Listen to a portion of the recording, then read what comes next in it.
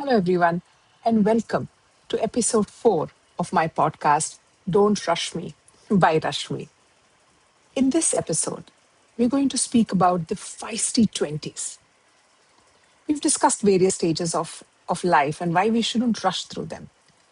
I have not discussed childhood because that is an age where you're really about receiving things and understanding things from your parents, from your friends, from nature, from every other aspect in your life.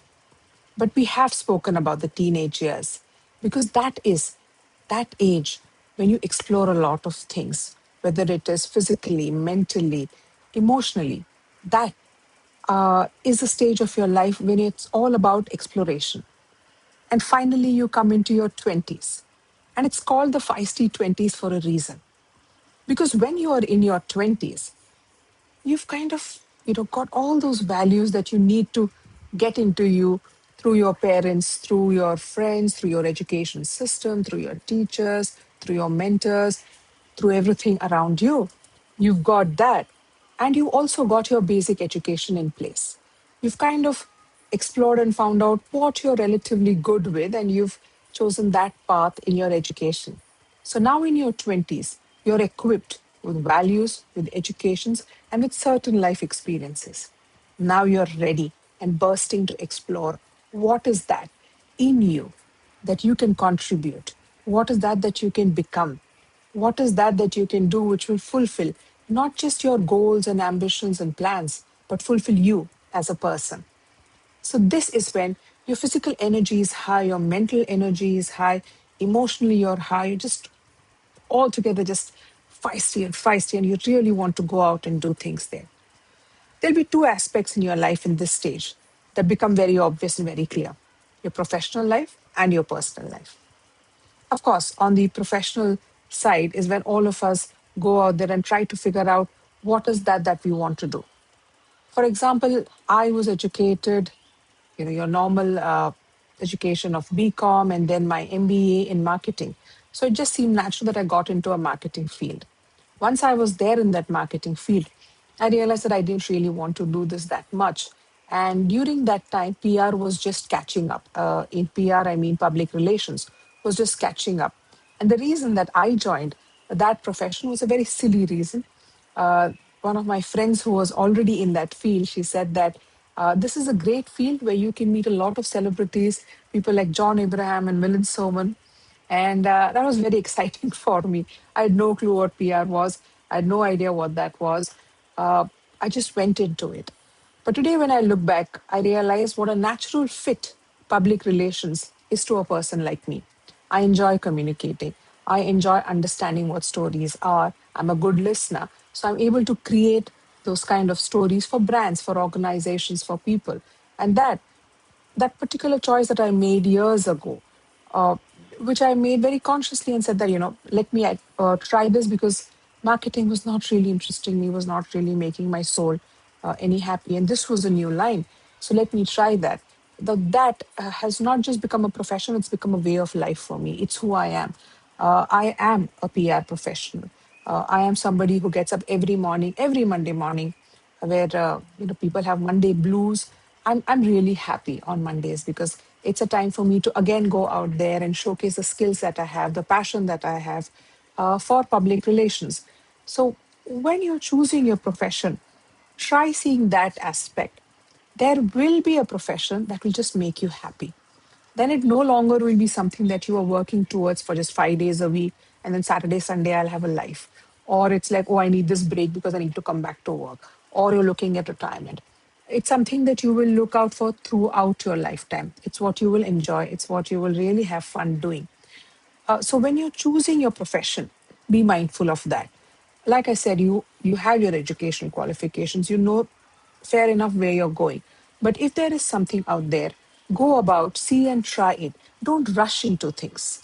That is the main thing. Just don't go into things because everybody else is saying, everybody else is saying that engineering is great, or if consulting is great, or anything else is great at that point in time. Just don't rush into it because others are.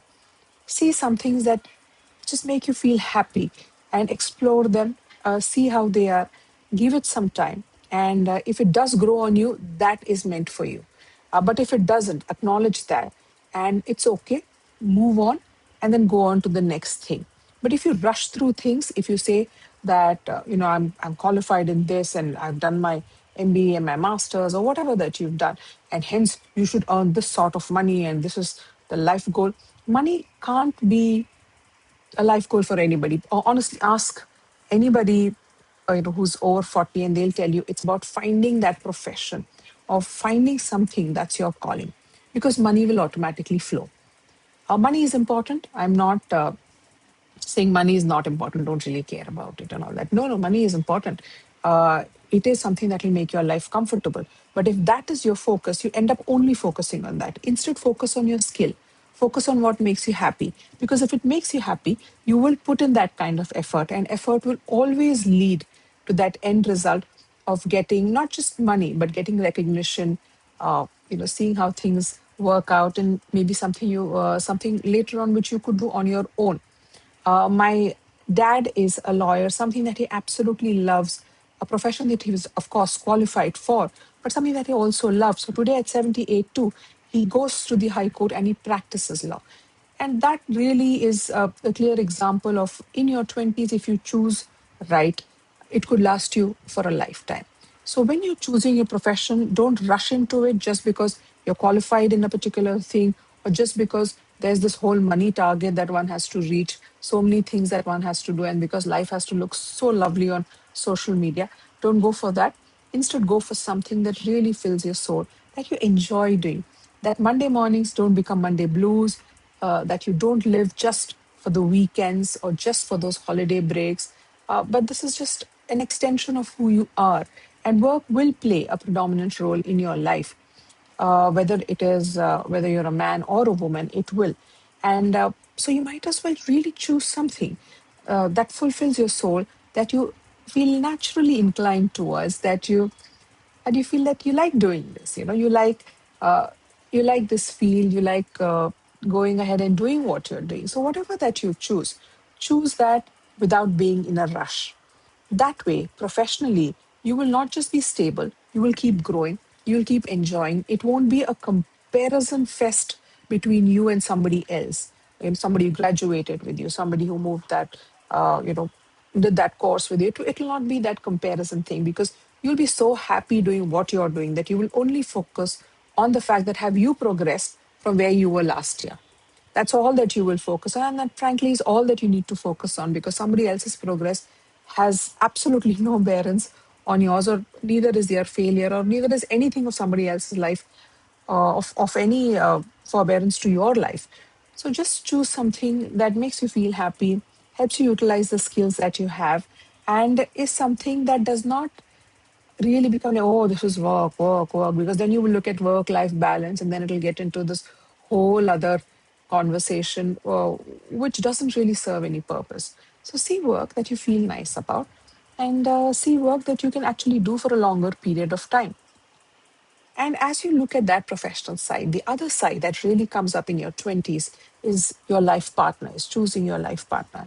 Some of us will choose in our 20s. Some of us by the end of 20s have made up our mind and we're ready to have that life partner in our 30s. And some of us, like I had my son in my 20s, and I've had most of my friends who had their children in their 20s. That could happen. I mean, children could still come in your 30s, but most likely in your 20s, you will take that call on your life partner. Now, again, don't rush into things. Don't rush into saying, oh, I'm so attracted to this person and this is the person for me. Or don't rush into things saying, there are so many people around me getting married. I should get married. Or, people around me are having relationships, so I should get into a relationship. No, no, no. The first relationship you need to get into is with yourself. Do you understand yourself? Do you know where you're going? Do you know what are the things that you really want in life? It could be as basic as roti kapda makan, like we say, livelihood, a roof over your head, the clothes that you like to wear. So, even basic things. Are you very clear of where you're going in life with that? Then have that discussion. Attraction is definitely required. Love is definitely required. So there is no compromise on that part. But once you're attracted to a person, sit down and have these discussions. See if they like what you like, if they really want the same things that you want in life. Do they want to have a nice house? Do they want to have children? Do they want to, go on trips? Do they like different things that you like? Or like I said, just keep it basic. Do they want to have a nice house? Do they want to have children? Do they like going out and trying new cuisines? Do they like to travel? Do they like to read books? Whatever those different things are, have a conversation on that. Because if those values match, then you have a partnership for a lifetime. If that doesn't, then somewhere around the line it will break. Then it becomes a compromise. Then you begin to live in that relationship for the rest of the world and not for yourself. And that's not a good place to live in, because you can't be in a relationship for others and not for your own self. So, have those things, find those things out. We've heard of people who also check the medical history of the partners that they're going to marry on. Why not?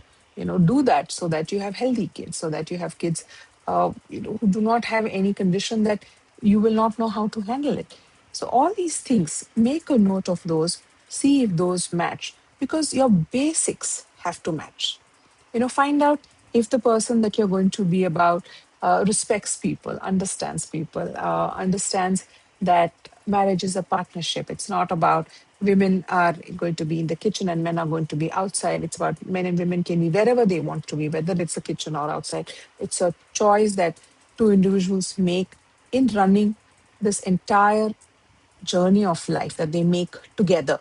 And understand that the life partner that you choose is going to be around with you longer than your parents have been, or that your friends have been.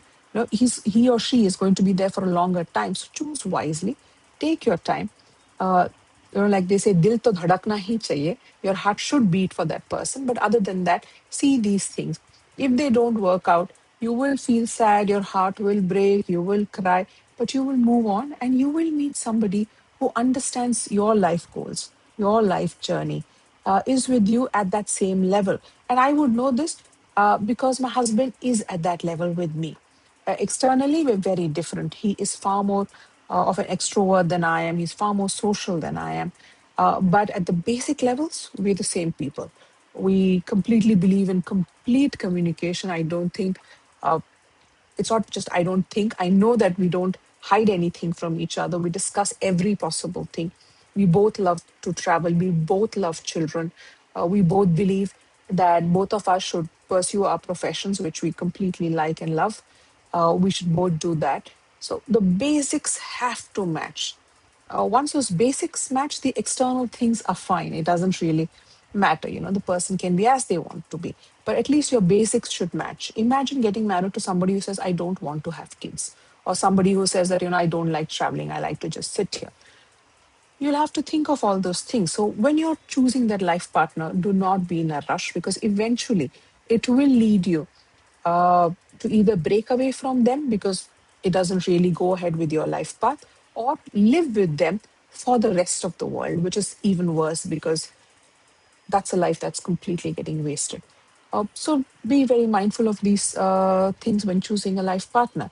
So yes, go ahead in your 20s, enjoy the entire feistiness. You're going to be superb on your physical, on your mental, emotional health. You're going to have all the energy. So make the right decisions, choose the right profession that becomes a way of life for you, and choose the right partner so that this way of life is supported by them. I wish you all the very best and have a fantastic, fantastic day. I'll see you in the next episode, which is going to be on the 30s, which is really, the age of responsibilities. And again, there you don't need to rush. And we'll discuss that in our next episode. But for now, have a lovely day and I'll see you soon.